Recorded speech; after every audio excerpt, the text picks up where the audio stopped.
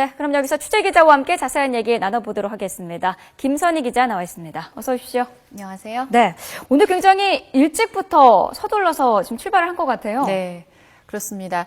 오늘 아침 6시 15분입니다. 네. 염수정 추기경, 우리 추기경 가운데 처음으로 북한을 방문하는 염수정 추기경이 보시는 것처럼 명동 성당 주교관 현관의 처음 모습을 드러낸 시간이 바로 6시 15분입니다. 네. 평소 같으면 아주 평온해야 할 주교관이 오늘 이렇게 이른 아침부터 취재진들로 북적였는데요. 네. 방북길에 오르는 추기경의 모습을 담으려는 취재진들로 그야말로 북적였습니다.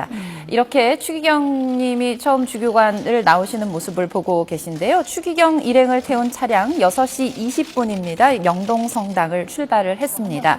염추기경은 첫 방북을 앞둔 심정을 묻는 기자들에게 밝은 미소로 잘 다녀오겠습니다 라는 짧은 한마디만을 남기고 차에 올랐습니다. 네. 추기경은 조금 전 오전 9시 도라산 출입국 사무소에서 간단한 출경 절차를 밟았다는 소식을 앞서 황혜경 기자가 전해주셨죠.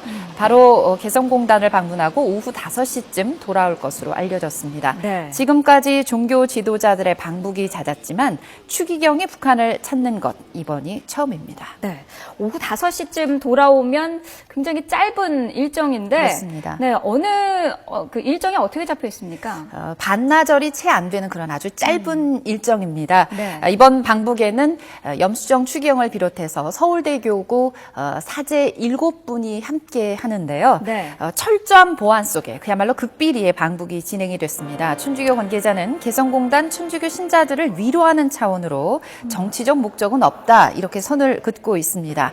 이 비공개를 전제로 방북이 진행돼 오다 어젯밤 늦게 추기경의 방북 계획이 YTN 보도로 처음 알려졌는데요. 네. 염추기경은 개성공단 관리위원회 브리핑을 들은 후 수자원공사와 입주기업 또 부속병원 등을 방문한 뒤 남쪽으로 돌아올 것으로 전해졌습니다.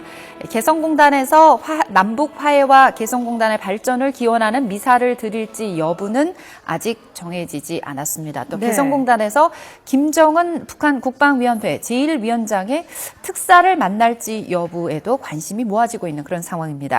염추기경은 지난 2012년 5월 추기경 천주교 서울대 교구장 겸 평양교구장 서리에 임명된 후 개성공단 방문을 희망한다는 의사를 거듭 밝히면서 북한에 대한 관심을 보여왔습니다. 네. 또 앞서서도 잠시 언급이 됐었습니다만 지난해 개성공단이 폐쇄됐을 때는 개성공단 신자들의 모임이죠. 로사리오회의 부탁에 따라 개성공단에서 성탄 미사를 추진하기도 했다가 네. 장성택 처형 등 북한의 사정으로 무산됐었습니다.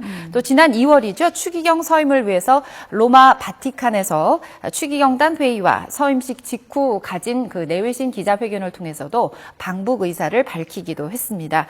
이번에 평양 방문도 추진을 했지만 네. 북한의 승인을 받지 못한 것으로 이렇게 전해지고 있습니다. 네, 그렇군요.